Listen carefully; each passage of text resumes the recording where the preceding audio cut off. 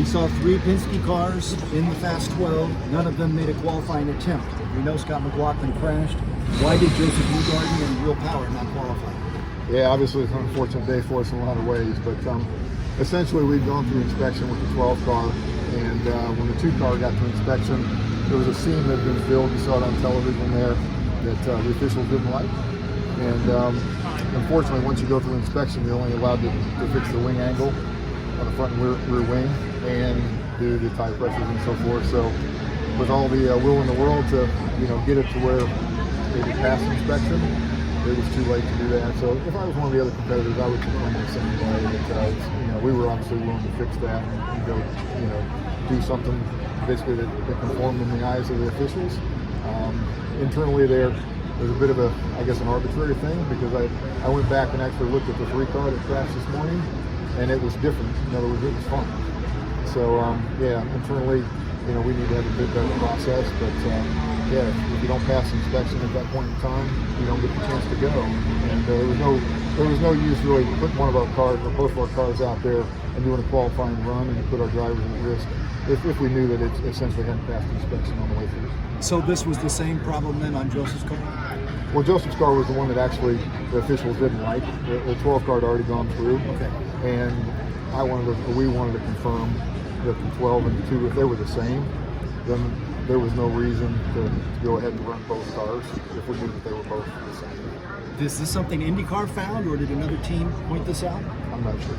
You have to ask the officials. Disappointment, I know, for Team Penske that runs so fast here in Indianapolis to not be able to run for the pole. But put in this day perspective, you've still got fast cars for the race, right? You can win from there. The 4th row is not the 1st row, but anyway, we'll give it a shot. I'm certainly confident in the cars that we have and the team that we have. Again, it's unfortunate we didn't give our drivers a chance to do it, or the fans a show, from our perspective. But we'll pick up and move forward. Thank you, Tim. Win the race, Cindric.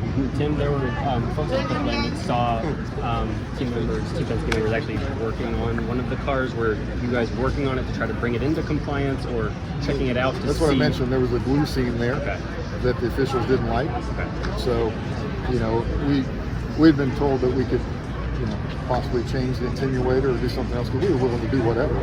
And after it's gone through inspection, you're not allowed to do those changes to the cars. And like I said, if I was another competitor, I would have made the same argument that you can't do that beyond, once you've left inspection, you can only do certain things to the car. So it is what it is. You guys, even though Will passed the inspection, made the decision to pull Will off the pit lane and ultimately not make it a Yeah, there's no reason to risk it if you're going to argue about the 12 and the 2 being the same, because they were.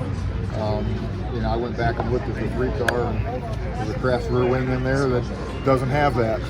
So the 3 car would have been fine. The 3 car was in the eyes of the officials or whatever else. In our eyes, it's not a performance advantage, but at the end of the day, if they don't like the seam being filled, they don't like the seam being filled. And you gotta do what the inspection process is and conform to that. So we'll live with it and start the 4th row. Is it considered a safety issue? Nothing filled, or is it considered something that they It's not a safety issue whatsoever. I think you would argue whether it is or isn't. It's no different than what you see in NASCAR or whatever else. Everybody's trying to make the cars as sleek as you can, and whether or not this much makes a difference or not, the facts are it didn't pass inspection, so we have to make it pass inspection. Just heard rumors that Ganassi is people were going to saw it. Obviously, you guys are. This always comes down to you guys versus Ganassi. So do you feel like it's? I don't think it really matters. I think it's something you'd have to ask the inspectors. I don't know where or what or whatever. So, I guess I'd rather know that it's not that it doesn't conform now than arguing about it after qualifying or during the race or whatever else. So I'd rather just move on, and how it got to that point or whatever else you have to ascertain. Was Will's car already in pit lane when Joseph's car was found to not have passed? I can't tell it was in pit lane, but it was through inspection. It was through inspection, and like I said, I wanted to understand if the 12 was the same. And then I went back and looked at the 3 from this morning, which obviously was very fast, and it would have been fine. So in-house, we have to, you know, look at ourselves and say, you know, why are we doing certain things one way or the other way? And at the end of the day, I think they're just trying to make the cars look nice. So does this come down to one person that would have been in charge of this, the entire team, a group of people that would have? This is a team. You know, you saw it any other time. We take these things as a team, and you know, at the end of the day, I'm responsible for that team as well as others. So you know, we look at it, we win and lose together. It's not a matter of pointing fingers. Steven Stump of FrontStretch.com here. Come back for more great racing videos, and if you like us, don't forget to hit that subscribe button.